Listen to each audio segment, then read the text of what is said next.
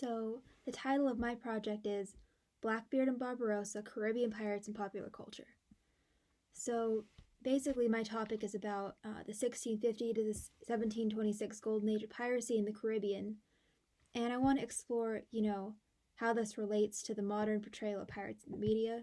So, I'm looking for, the roots of pirate media, what the first books published on the subject were, and how close the modern interpretation, that we see Captain Hook and Peter Pan, the Pirates of the Caribbean series, the Pirates and Scooby-Doo. So I want to see how close this is to 1650 to 1726, who the major figures were, what their relation to society was, how they lived, what the kind of the culture was on board the ship, and I want to see how the myths about pirates passed down through the centuries, because I don't know, I just thought that was pretty interesting, and I've always kind of wondered about this. So some of the research questions I'm looking to answer: when were pirates first recorded in history? Why is the golden age of piracy considered to be golden? What was the demographic makeup of Caribbean pirates? Was there overlap between the nobility and Korean pirates? Were they mainly poor outlaws? How did the media depiction of pirates evolve into what it is today? And how did former pirates work with the British crown against piracy? That one really interests me because I didn't actually know that. I guess it makes sense that would be a thing, but I'm reading a lot of primary sources about alliances of pirates against former pirates who work with the British crown to stamp out piracy. So I thought that was pretty interesting, something I learned. So my working thesis is: from the earliest recorded occurrences of organized robbery at sea in 1400 BC to the modern iterations in places like the Gulf of Guinea and off the coast of Somalia, piracy has survived in the global consciousness for thousands of years. However, it was the Caribbean Golden Age of piracy from 1650 to 1726, and the relevant publications produced during this era, particularly A General History of the Pirates by Captain Charles Johnson, that define the depiction of piracy in popular culture that persists today in the media and Hollywood. So I want to go over some of the major historians I'm using. These men specialize in Caribbean piracy. One of them is Philip Goss. He lived from 1879 to 1959. He focuses on pirate literature, and he's a naturalist and historian. Another one is Angus Constam. He was born in 1960. He's still alive. This is a pirate expert. He published Piracy, The Complete History in 2008, and this focuses on the complete history of pirates and describes kind of its vestiges today. Another one is Timothy Travers. He works at the University of Calgary as an author and professor of history. Travers wrote Pirates History in 2009. Interestingly, he argues that pirates ran on democracy in a way that was really atypical for the time. And this is largely contrary to their depiction in media, with a captain that's kind of a dictator. We think of Barbarossa in Pirates of the Caribbean. So my primary sources I want to go over for a second. One of them is a letter from the Gilder Lehrman collection. It's an agreement between Robert Livingston, who's a pirate hunter, and William Kidd, and this merchant that they call an unsavory merchant, Richard Blackham. So this letter takes place in February 7th, 1696, and it's an agreement that Livingston and Kidd will give 1/3 of their shares to Blackham in exchange for money to relieve Kidd of debt and raise necessary funds. This was an unorthodox agreement, an alliance between, a merchant and a pirate, definitely not agreed to by the king. And apparently Richard Blackham was pretty close to the king. So this would have been a big deal if it were found out.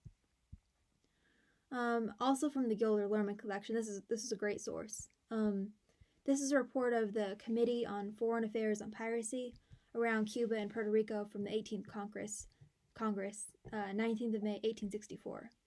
This is a printed pamphlet. It's from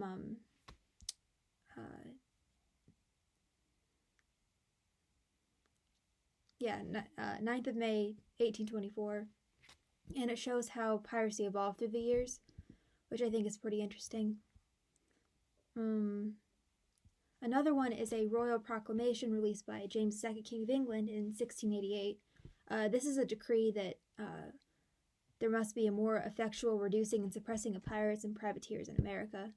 because it's really becoming a real problem. They're starting to raid British shipping, and we can't have that. So, a general history of the pirates. This is by Captain Charles Johnson and Daniel Defoe, who you might have heard of. They say Captain Charles could have been Daniel Defoe, but that's been argued about by historians. Nobody really knows. I found this book on Project Gutenberg, which I would recommend. It has a bunch of primary sources on famous pirates. Most importantly, this is about democracy on a pirate ship. This is Captain Bartholomew Roberts' set of articles in 1721. This defines the rules for pirates, and they were written by him and his men while they were marooned on an island. And this book also has other sources like Mary Read and Anne Bonny. These are infamous woman pirates, which I think is pretty cool. I don't know a lot about female pirates. We don't really hear about them. Finally, for primary sources, we have an exact narrative of the trials of the pirates and all the proceedings of the late gold delivery of the Admiralty held in the Old Bailey on Thursday and Saturday, the 7th and 9th of January, 1644 to 45, where 8 persons were condemned to die. It's a very long title, but it's a court journal entry. It describes a trial of 8 men for piracy, as you might guess, from 1644 to 1645. This can be found on the ProQuest database. So I want to just name a few of my secondary sources.